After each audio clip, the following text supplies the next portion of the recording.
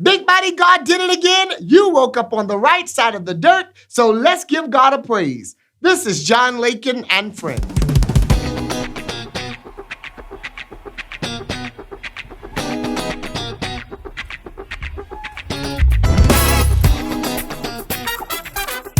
What's up, everybody? This is your boy, John Lakin, and welcome to John Lakin and Friends. Praise the Lord, everybody, and welcome to John Lakin and Friends. We have an incredible episode lined up for you today. I hope that you came with your praise and with your worship in your heart. Sing along with us as we sing a song, You Were Created to Worship. Come on, let's worship the King right here. Say, I was created to worship.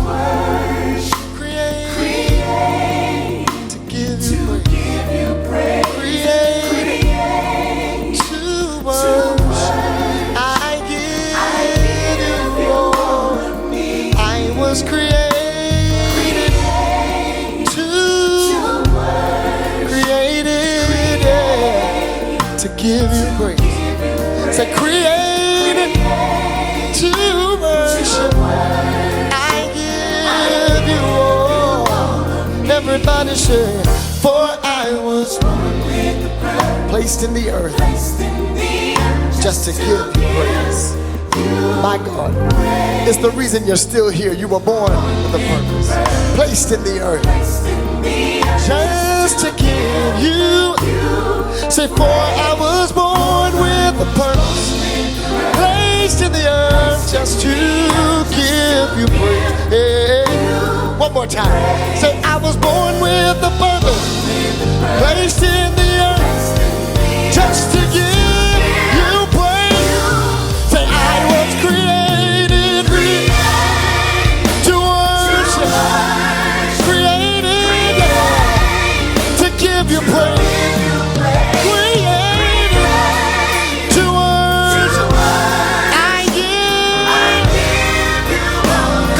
Time, lift it up. Created to worship you, Lord, in spirit and in truth.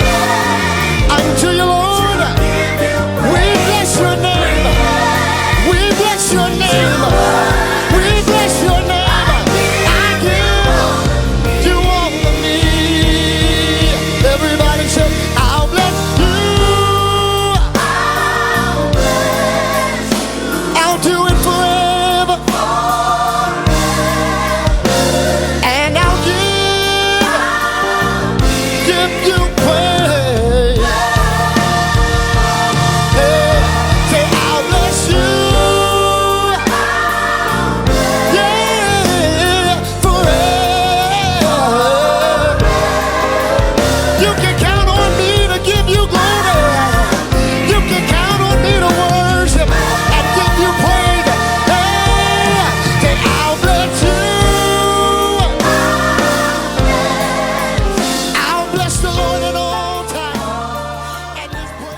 JP Holly Funeral Home and Crematory.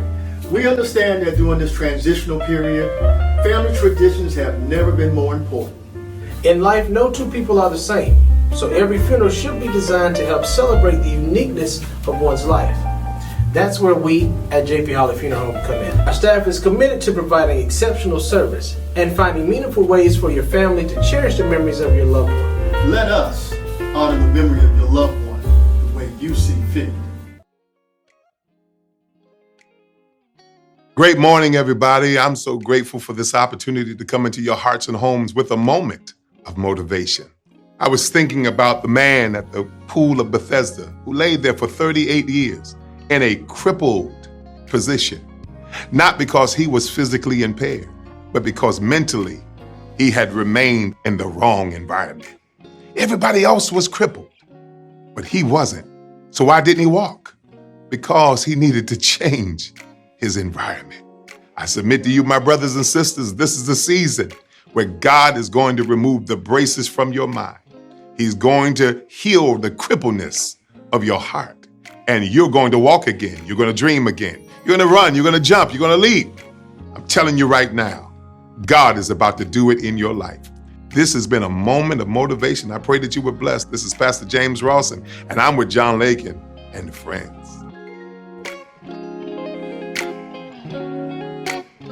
Welcome back to John Lakin and Friends. It is my extreme honor to have my friend and my brother. I mean, we got almost 20 years of friendship in this thing. That's crazy. I'm telling you, he's running for the mayor of Columbia, South Carolina. My good brother, the Honorable Sam Johnson. What's going on, man? Brother, I just want to say I appreciate you introducing me that way.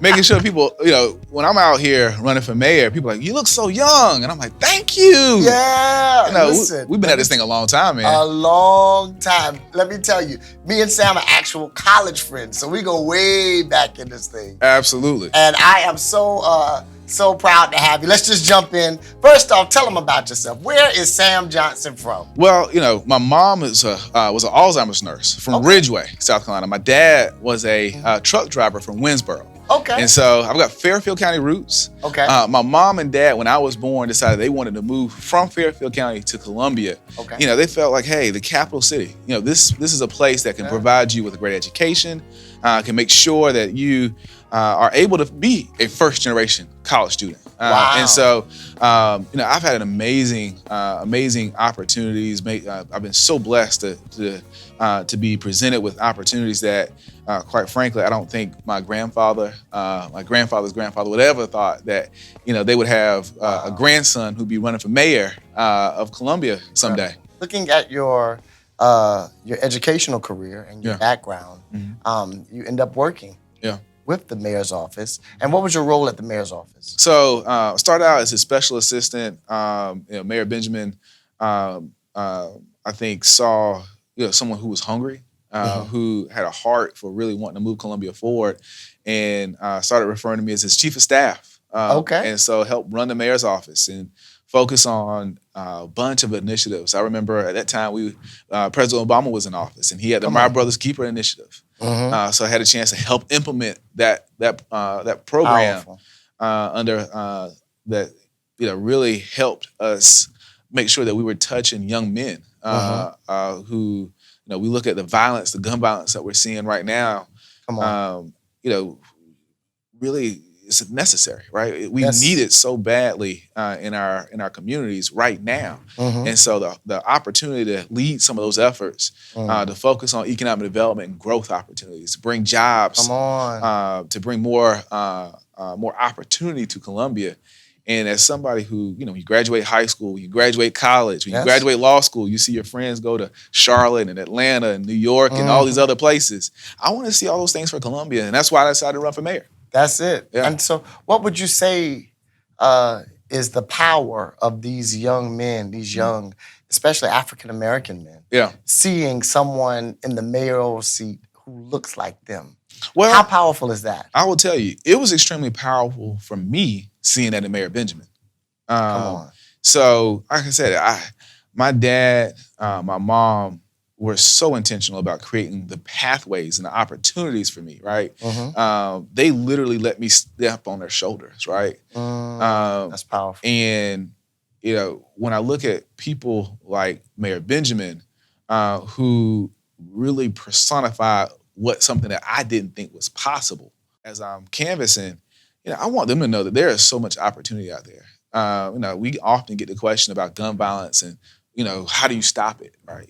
The reality of it is we can talk about all these great things that we can do, all the programs, but at its very core, we've got to make sure that there are light in children's eyes, that they know that there's a pathway for them to be successful. We got to make sure there's hope in their eye, because once there's hope, once they know that there is not only just a dream there, but there's a way, an avenue that leads them to success. Yes, sir. That there's, someone like them who's been able to navigate that road.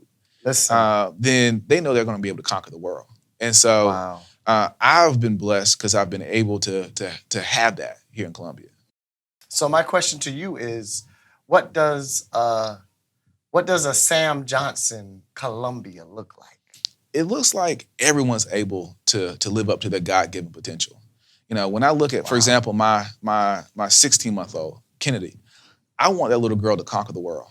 And so we need a Columbia that helps mold our children. That's it. We need a Columbia that's going to provide opportunities, that's going to make sure that we are not only helping to rear, and I'm going to use an old school word. That's back in the day. It's the truth. Yeah, we need a Columbia that's going to help make sure our children are prepared, not only for 2021, but for 2031, for 2041. Come on. I'm going to make sure that there's job opportunities for them, right? We've got to make sure that there's a Columbia that's growing, that understands that we've got to be prepared for the future, and we've got to make sure that our children are too. And so I think when you ask the question of what does a Columbia look like, it needs to look like a Columbia that's growing, that's thriving, where everyone's able to see success and see a pathway to success. Mayor Benjamin first got elected, some of us who've been around Columbia a long time remember, Main Street used to not be the place we went to after 4 or 5 o'clock in the afternoon. So the microloan program that we were able to do, put in place when Mayor Benjamin got elected, helped bring vitality, helped bring vibrancy, encourage small business investment here in Columbia. And I think about, for example, the My Brother's Keeper initiative. You're talking about Lower Richland.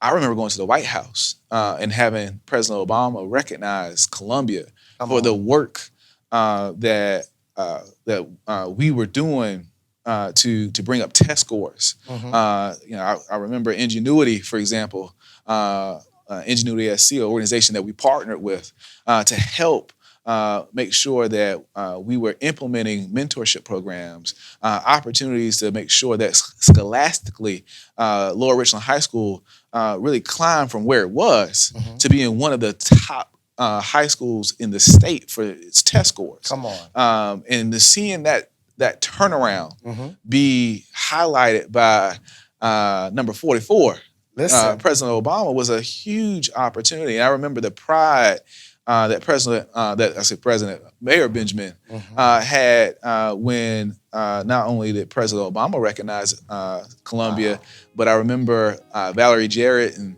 Attorney General Eric Holder came in to hear about this program that was creating more opportunities and pathways for kids just like I had to be successful.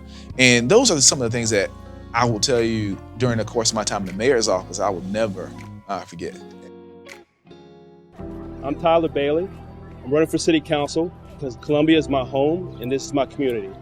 We're standing right now in Elmwood Park, which is the park in my own neighborhood. But there's neighborhoods throughout this entire city that are reaching the potential that I know it can reach. In the last 10 years, Columbia has seen a lot of growth, but unfortunately, some of our neighborhoods are being left behind. Grocery stores are disappearing. It's difficult to find affordable housing, and Columbia should be a place where everybody can live and raise a family, regardless of what side of town you live on. The pandemic has taken a toll on our small business and entrepreneurship community. As a small business owner and entrepreneur myself, I know that we don't just want to survive the pandemic. We want our businesses to thrive long into the future. So on City Council, I pledge to use all my power to make sure our businesses are successful long into the future. Now, you've heard about a lot of the issues that I'm passionate about, but I want to hear what you care about, what's affecting your family, what's affecting your business. And after that, I hope to gain your support. I look forward to serving you on City Council.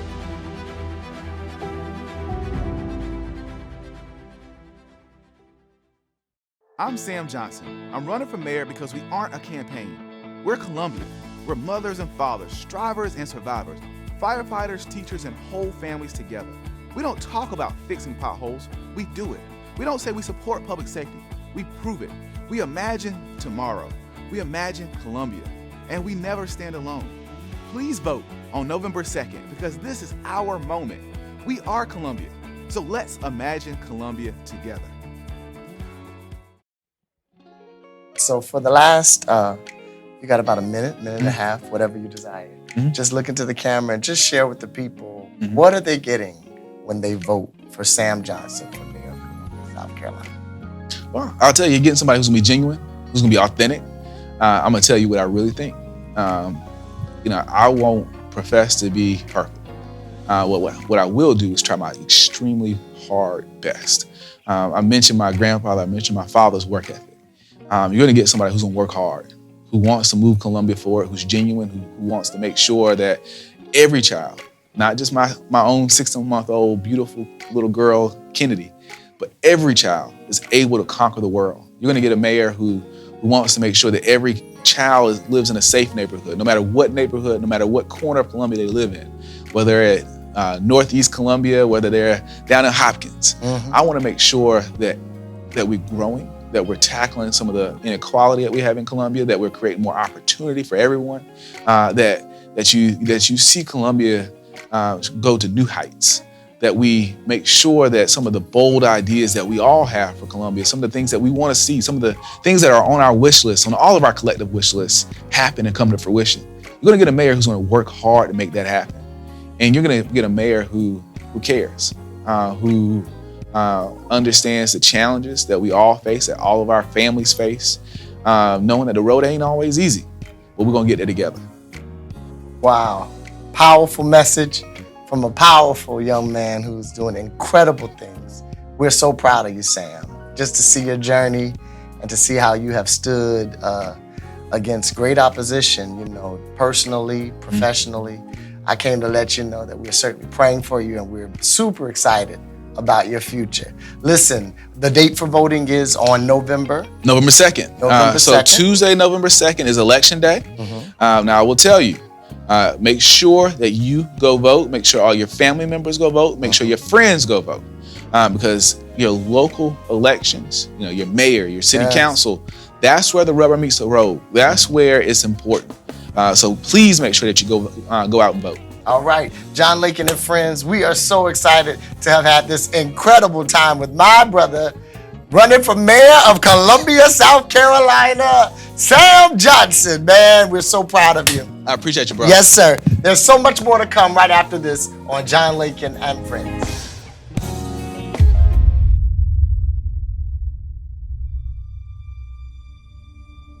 You don't strike me as the type of woman that would keep secrets. We all have secrets, Troy. You've been running all your life. When are you going to stop running?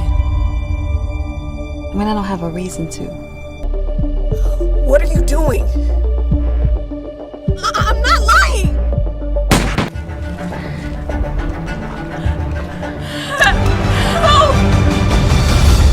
Everything has a price.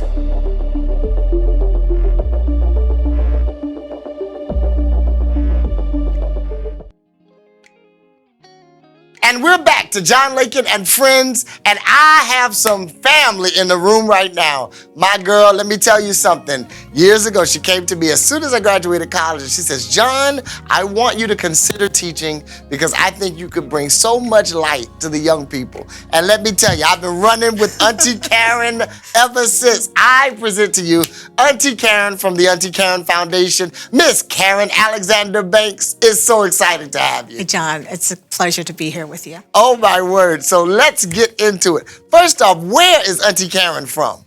Well, I'm Karen Alexander Banks. Yes. And I was born in Charleston, South Carolina. I spent some time, my early years in Nebraska, but Wow. Charleston's home. Okay. What city in Nebraska? Omaha. Cut it out. Okay. And Charleston's home. Now, does that mean that you know how to do the seafood boils and cook the good Charleston food? I know how to enjoy it. You know how to eat it. Because that's an art in and of itself. All right. And so then where did you matriculate college? So I went to the University of South Carolina. It's a great school. And when I was there, I was an education major, but I also sang in the pop singing group Carolina Alive. Oh, yeah. And I really think that God had my life mapped out because Carolina Alive prepared me for what I'm doing today. I got a chance to sing all over the globe when I was in college, and now I have a cartoon character that does the same thing. Come on, let's talk about this cartoon character. This Olivia. Yes. Yes. So when I graduated, I had taught first grade in Mount Pleasant. And when I was teaching, I would write music for my kids. And so we were doing an ocean unit, and I wrote a song called the Octopus Song. And that one song became Olivia the Octopus. I wrote another song about nutrition, and that song became the Jamaican Yams. Yeah, okay. And so your songs are intentionally directed to teaching and educating our youth and our young people. Yes, so the whole mission and purpose of Auntie Karen is to use the arts to empower, enlighten, and educate. Wow. And we do that through a series of outreach programs and also through our cartoon characters. Okay, and let's talk about the teaching and the education component of Auntie Karen, where you have a beautiful mission to provide the arts to underfunded school districts. So we've seen that there has been a lot of school districts that, because of budgeting and things of that nature, they've had to completely eliminate the arts. And the arts have brought so much life to these flourishing neighborhoods that we have been able to take music and to take the sound of what we do with Auntie Karen. So how were you inspired to take the arts to these school districts? Well, a number of things. I grew up in Charleston, and I sang jazz there, and I was always involved in the arts. But I discovered as an adult that we had these amazing artists like Ella Fitzgerald, and no one told me about that. Wow. So what I wanted to do is to expose kids to the arts. And so our program, Artpreneur, was our first program. Yes. We had seasoned artists going into the schools teaching their skill sets. Mm-hmm. It started off with an after-school program. Then it went to summer camps, and now we've expanded it to year-long teachers. Incredible. And as I tell people, everything is in divine order, because I had been working with Don Patterson, and he worked in Marlboro County and Lee County, and he said, I really would like for you to talk to them about what you do.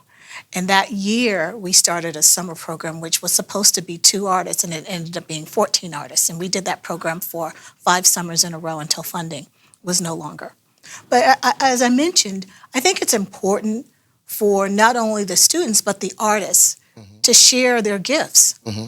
Because you never know where the next John Lakin's coming from. Wow. And let me tell you, one of the reasons why I get so much joy from what we do together in Timminsville, I got to shout out my schools. Of course, it's Johnson Middle School, Brockington Elementary School, and even Timminsville High School. All right, my babies be watching, so hello. So the reason why I get so much joy out of it is because there is so much talent in these rural areas that is often overlooked and where people sometimes don't have the exposure. You know, I remember a few years ago, we were fortunate enough to do the MLK Day at USC. Yes. And I was able to bring my chorus from Timminsville, and we let them have an entire day in Columbia. And to this day, they still remember the impact of them performing for our people here in Columbia. And so with your Artpreneur program, who are some of the incredible artists that you've had a chance to work with and see thrive? Because well, you know, just like you, the artists that I said, would you consider? They're like, I'm not really a teacher, but my first 3 artists in the schools were Terrence Young. Incredible. Rogers Boykin. Okay, yes. And Jeff Elmore. And Jeff, drummer. Those were the first 3 artists that I had in the schools, and then it just grew from there. Incredible. Now, with the Auntie Karen Foundation and with the reach that this foundation has throughout the state, what are some of the cities that you're... Well, actually, John, we've been to 5 continents. What? We've been to 5 continents. Cut it out. So, like I said, I have 15 original cartoon characters. Yes. And the vision for Olivia is I wanted her to be an international jazz diva. And so her mission is compassionate care through hugs. And literally the first year when I stepped out on faith, I met Dr. Norma Jackson and told her my vision. And she was the director of international programs for Benedict College. Okay. So literally I left my job in August. In less than a year, I was in Brazil for a month pitching Olivia. Oh my God. And so we've done Ghana, Nigeria, Caracas, Venezuela. So it's, like I said, I don't take credit for this. It's all God. All right, and how do you determine which artists you're going to bring for your Legends of? Because this is a premier event every year. So it's really by committee. So we interview or we survey attendees, and then we know what our budget is, and then we go after this nice laundry list of people, and whoever's available within our budget, that's who we have. So we've been really blessed in the last 17 years with the artists that we've presented. And let us know, who are some of the artists? So the first year we had Roberta Flack. Wow. Then we had Diane Reeves. Okay. And then we've had Al Jarreau twice. We've had Patty Austin twice. Yes. We've had everybody from Sheila E. We just had People Bryson and Stephanie Mills last year. We did Vanessa Williams with a 57-piece all black orchestra this year. Incredible. The Color of Music Orchestra. And you know, I actually had a student who came to me and said, Mr. John, I actually sung for Vanessa Williams. She was one of the students who sung in the master's class. Nice. And so how important is that for these young people to be exposed to this level of talent, especially early in their lives and their careers? As I mentioned, I loved Sarah Vaughan and Ella Fitzgerald as an adult and felt cheated because they were in my town for Spoleto and I didn't get a chance to see them. Wow. So it was important for me bringing in these music legends, because the whole mission of Legends is to showcase the contributions that people of African descent have made to the arts. So it was important for me to make sure that kids, even though they have no clue who these artists are when they start out, get exposed to the artists. Like the first time we brought Algero in 2006, I had a kid that I ran into on the street and said, Auntie Karen, I just saw Algero on American Idol. And they were so excited. Wow. And prior to that, they probably had no clue who he was. Come on, come on.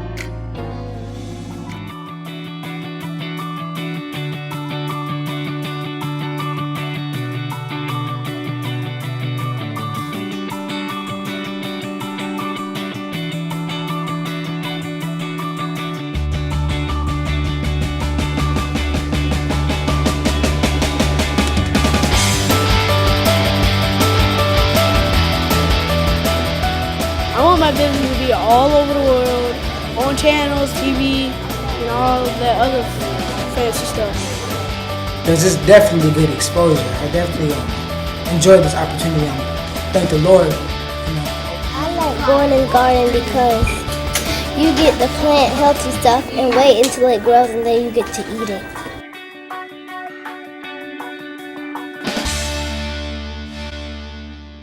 So John, can I leave your audience with what I call my faith principles? Please. Okay. I would love for you to share that. Yes. Make a fist. F is find a purpose or goal. Find a purpose. A is ask for help. Yes. And aim high. I is invest in your mind. T is think big and take time to plan. And H is help others. Oh my God. I think that is going to change the trajectory of somebody's life. Now, I want you to take one moment and I want you to encourage an entrepreneur who may be going through some transitions or may even be struggling during this pandemic with some of the vigors of being a small business or being an entrepreneur. What would you say to them to encourage their hearts? I would say that if God gave you a vision, then He'll provide. There's provision with a vision. And you might have to pivot. During the pandemic, we ended up creating some things that I wouldn't have thought of before. For example, I started a course for artists called Free No More, how to recognize, package, and monetize your gifts. So there are things that you will have to do differently, but just remember, keep your eye on the prize. And whatever that vision is, know that it's going to happen. You might not know how it's going to happen, but just know that it will. Ladies and gentlemen, John Lakin and Friends is so proud to have my friend, Auntie Karen Alexander Banks. There's so much more to come right after this. Good morning, everybody. My name's John Lakin. I just wanted to ask y'all to go subscribe to my Uncle John's YouTube channel, hit that notification bell so y'all can get notified whenever a video is posted. And also, make sure you visit his website at www.johnlakin.com. My name's John Lakin, and I'm here with John Lakin and Friends. Indeed.